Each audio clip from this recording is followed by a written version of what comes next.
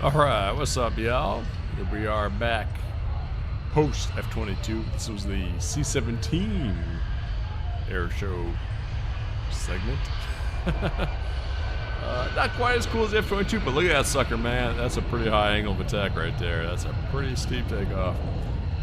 Can't quite match the C-130. The Blue Angels, Fat Albert. It's a Lockheed C-130. I think that's what it's called. Yeah, that thing specializes, as far as I know, in taking off from, hold on, next.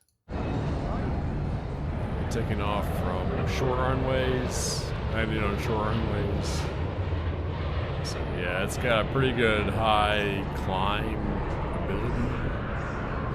But, you know, it's smaller than the C-17. That was a pretty sweet passover. I was talking the whole time. Yeah, I don't know, man. Like, Air Force pilots out there, talk to me. I feel like I'm gonna go to the Air Force. I want to be a pilot. And if they assign you to the C-17, the C-5, the C-130, are you disappointed? I gotta know. maybe it's your dream to fly one of these. I don't know. If it was me, I'd want to be a fighter pilot. But you know. Maybe you're just happy with what you get at this point. I don't know. I haven't flown a thing in my life, so I would be ecstatic. I mispronounced it. I would be ecstatic to fly one of these things. To even go for a ride along. You know, look at this. Hey, they're banking pretty sharp. And plus, it's just, I did not mean for that to sound bad. And maybe you get a rush from flying something so big, that thing is a monster. Somebody please explain the math to me. It keeps that thing in the sky. Who knows? That thing weighs tons and tons and tons. And it's empty. And they load it up with cargo, like tanks. I mean, things that weigh a lot. Very dense items. And it still gets up in the air.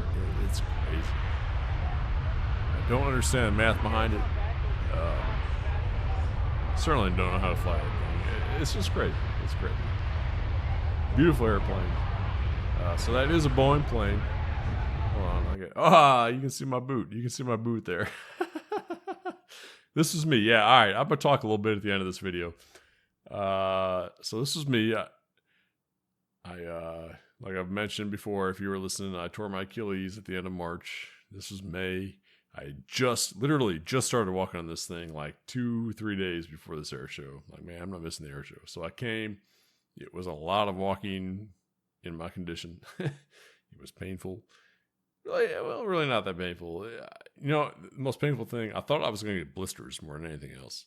Because I could feel like my back left part of my heel like rubbing on this boot. The more the steps I took on this thing. But the Achilles itself was fine. And I ended up not even getting blisters. So I don't know. It was like, but I got to a couple points on the show. And I was like, man, I got to sit down. So thank goodness I had the foresight to go buy a foldable chair. And I carried it with me, which was against my better judgment. Because usually if I come to these things, there's no way I'm sitting down. There's no way I'm carrying that extra luggage. Because I can stand, baby. But this particular time, obviously, I could not stand. So I'm really glad I had the chair. And I was on this airstrip, and I was like, you know what? I'm going to sit down right here because I'm tired. So I propped this chair up, popped my boot off on my right foot. And man, I just chilled. It was great. I sat there with Saturday. I was drinking the King. Yeah. That's Budweiser. That's Bud Heavy for you guys who are not from St. Louis. And it was fantastic.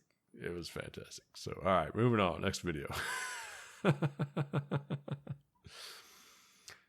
right, I'm gonna have to delete that one. Mistake. Oh, it already landed. C-17 is over. Let me. Where are we at? This is 54. Yeah, this is the last one. So yeah, this thing already landed. Man, that's a monster. So I will say this real quick. They used to manufacture that cargo door, the thing that folds down from the fuselage of the plane to the ground in the back of the plane. Used to manufacture that in St. Louis, put it on a train, ship it to California, I think. But All right, stay tuned for next